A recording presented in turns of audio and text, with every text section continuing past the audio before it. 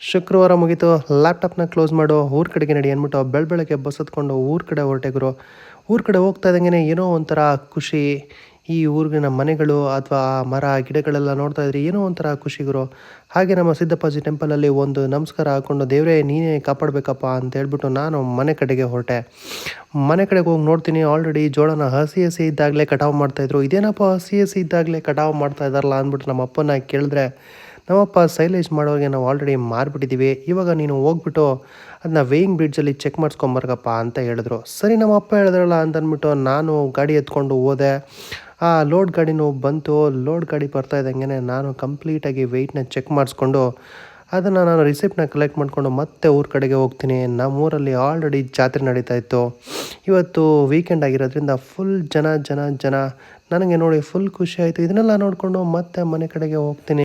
Already ಇನ್ನೊಂದು load ತುಂಬ್ತಾಯಿದ್ರು. ಇದೇನಪ್ಪ ಇನ್ನೊಂದು ಲೋಡ್ ತುಂಬ್ತಾ ಇದ್ದಾರಲ್ಲ ಅಂತ ನಮ್ಮಪ್ಪನ ಕೇಳಿದ್ರೆ ನಮ್ಮಪ್ಪ ಇನ್ನೂ ಸ್ವಲ್ಪ ಟೈಮ್ ಆಗುತ್ತೆ, ಹೋಗಿ ರೆಸ್ಟ್ ಮಾಡಪ್ಪ ಅಂತಂದರು. ಸರಿ ಬಿಡುಗರು ರೆಸ್ಟ್ ಮಾಡೋಣ ಅಂತಂದ್ಬಿಟ್ಟು ಮನೆ ಕಡೆಗೆ ಹೋಗ್ತಾಯಿದ್ರೆ ಆಲ್ರೆಡಿ ನನಗೆ ವೆಯ್ಟ್ ಮಾಡ್ತಾಯಿದ್ದು ನನ್ನ ಮೊದಲಲ್ಲಿ.